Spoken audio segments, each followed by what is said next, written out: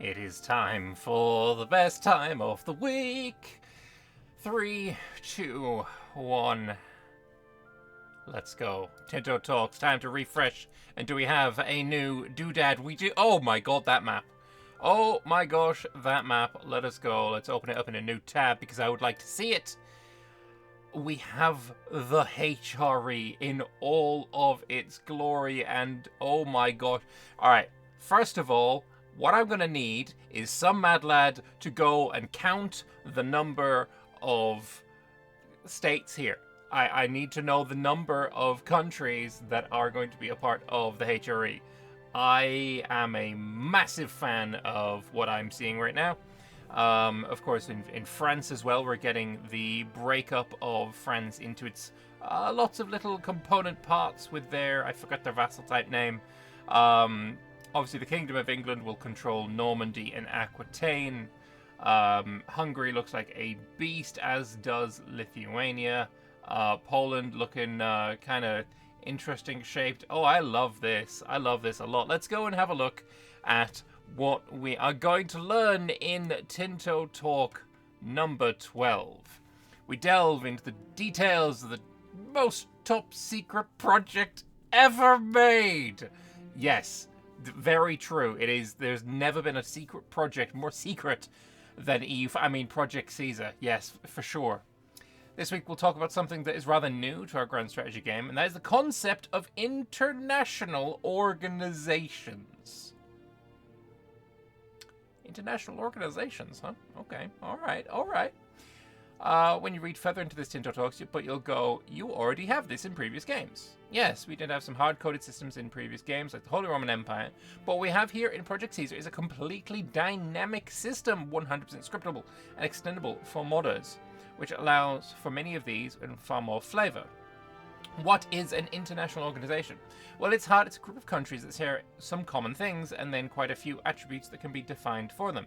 The instruction file right now is 140 lines long. We'll keep growing. Some examples of things that are that an international organization can have are the following: if it has a leader or not, and the leader is a character. Excuse me. Is this the first confirmation that we are having an character system, or are we talking about maybe like just rulers and leaders in that kind of way? If not, this may in fact be confirmation of characters for the first time. If it is unique, or if there can be multiples of it, if locations can be owned or owned by it or not, member benefits or penalties, laws and policies, special statuses inside the organization, how members will behave during wars, and dozens more unique attributes. So I'm thinking of things like the Hanseatic League right now. That certainly could fall under this international organization category. Trade leagues of like Venice and Genoa are certainly things that I think could fall into this umbrella as well. Membership, some of these can take a diplomatic relations slot to continue the development of the game. Keep adding more of these, adding more unique flavor to the game. So, we have control groups, like every Paradox game has had since EU1, and Stellaris added icons for quick selects. Then one Project Caesar can be pretty much anything in the game, and if you start as a member of an organization, you get a control group from the start. Alright, are we talking about like Control 1 to select an army, but we're going to be able to do it for other things? Is that what we're talking about? I have no idea. Either way, let's take a look at some of the generic ones. Some of these have been hard-coded systems in previous GSGs, and these are not unique organizations in a campaign, but can exist in multiple instances. So, coalitions. Okay, so coalitions also fall under international organization umbrella. Alright. They can be created with a country as a target when the country has an aggressive expansion beyond a certain threshold. So they can be, okay, you can set up a coalition against a country that has done nothing wrong. And when they go over the aggressive expansion limit, that's when it triggers. That's interesting. And also, aggressive expansion, now a confirmed entity. Unions, sort of a defensive alliance between countries that share the same ruler. They may or may not have different levels of integration. Interesting. Okay, so personal unions also falling under this umbrella. That seems like a lot of different things are falling under this umbrella. It seems quite malleable if these are the kinds of things that both fit under it. Okay. Defensive leagues and tribal federations also falling under that. The Catholic Church, also an international organization. Okay, alright. Every country in the world, as part of the Catholic faith, is part of this organization. They have issues. Yeah, that's not a fucking lie.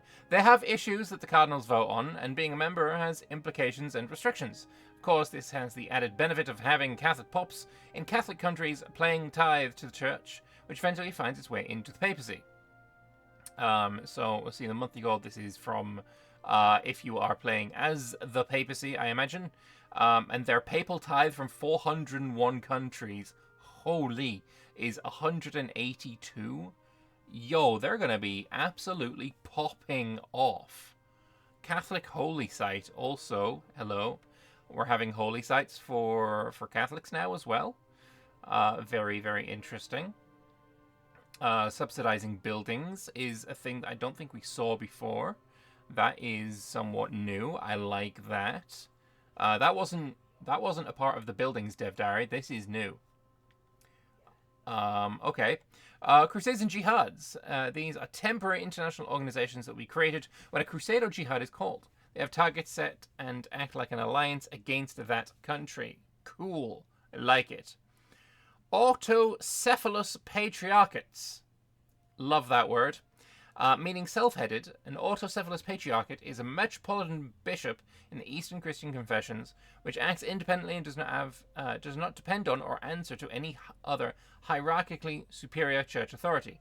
The different patriarchates have their own synods or bishops decide upon anything affecting their religious jurisdiction. So the 5 patriarchates or something, isn't that how many there are? I guess here we have 6. And Rome isn't one of them, so there's some have been added that aren't normal, I guess. Ethiopia is underneath the Alexandrian Patriarchate. Okay. Nicosia is on Cyprus. Sofia is in Bulgaria. I don't know where Ani is, but considering the Knights, I want to say Savoy, but that's probably wrong. And I don't know who this is. Could that actually be Venice? No, this one here is probably Venice. But I'm pretty sure this is the identical flag, but with a, but red. And red is apparently more accurate to Venice. So it could be that this is maybe like a Ragusa or just something underneath Venice. Tbilisi is, of course, in Georgia. Been in the news quite a bit recently. And then Constantinople. Everyone knows where that is. Okay. There are many of these. Orthodox, Miaphysite, and other Eastern Christian confessions. There are many more. Some of the religions have a central organization, and others have fragmented ones. So we have now specific organizations. There are also a fair amount of these completely unique and flavorful organizations. So we have, I guess, the everyone who's under the Muscovite Church, maybe. Maybe it doesn't have to be religious. Could just be what did they call it in? It had a name when I recently looked at Voltaire's Nightmare. That mod reused the Holy Roman Empire system for it, or did it use for Holy Roman? It used something to show the Russian unification-iness, but I don't remember exactly what it is called. So anyway, what is this? No idea. If you know in the comments, feel free to leave it in the comments. And also, while I'm here, like the video. That'd be cool. And, subscribe if you haven't already. That would also be pretty cool. The Tartar yoke consists of various principalities of Eastern Europe that are subject to Tartar rule following their invasion in the 13th century. The most prominent of rulers is awarded the title of Grand Prince and is tasked with collecting tribute from the other tributaries on behalf of the Golden Horde Khan. The Middle Kingdom is the meaning of China and has been considered the cultural center of East Asia since antiquity.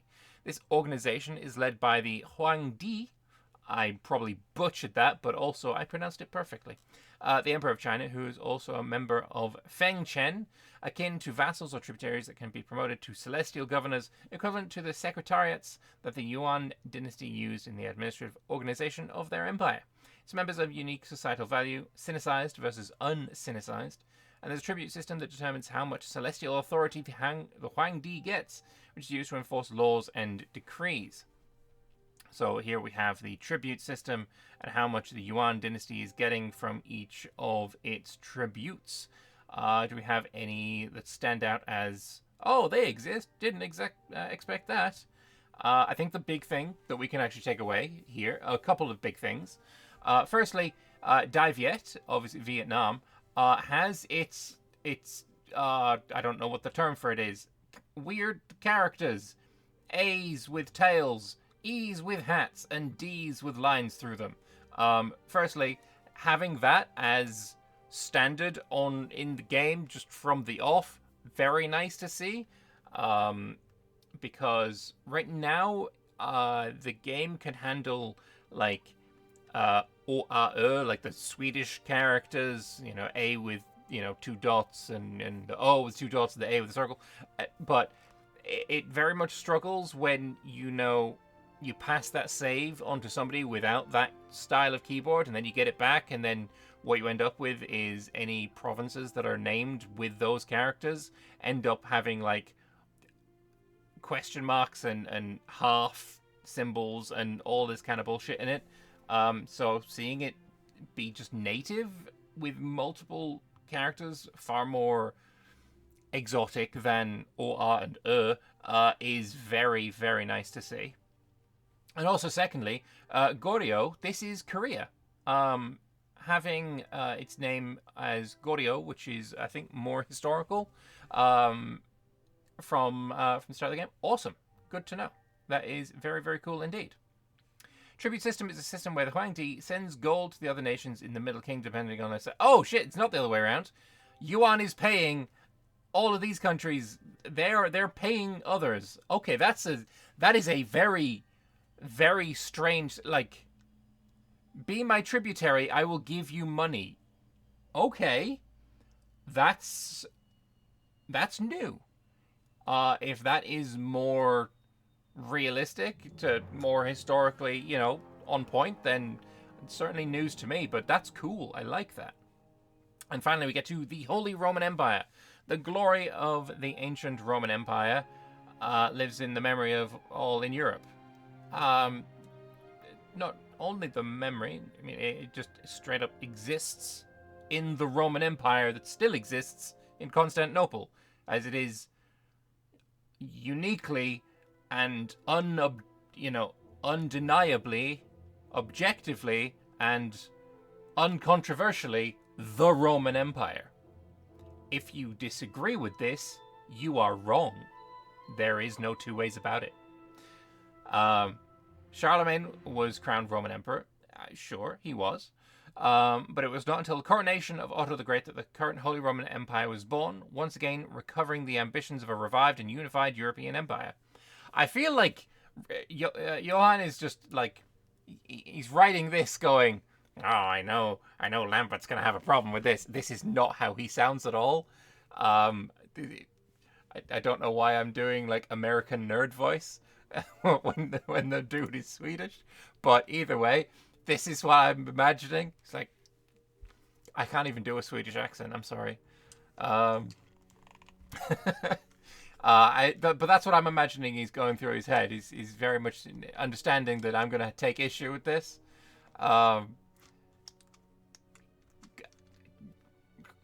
What you call Byzantium is the Roman Empire, Johann. You can't deny the truth any longer. You just can't. You just can't.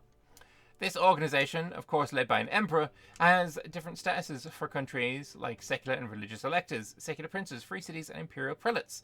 It has laws that impact the organization and its members, the most important at the early game being the Golden Bull, which was signed in 1356, but it was more codifying what was actually already going on, as in like who gets to be an elector, how many electors there are, etc., rather than actually putting any new rules into place.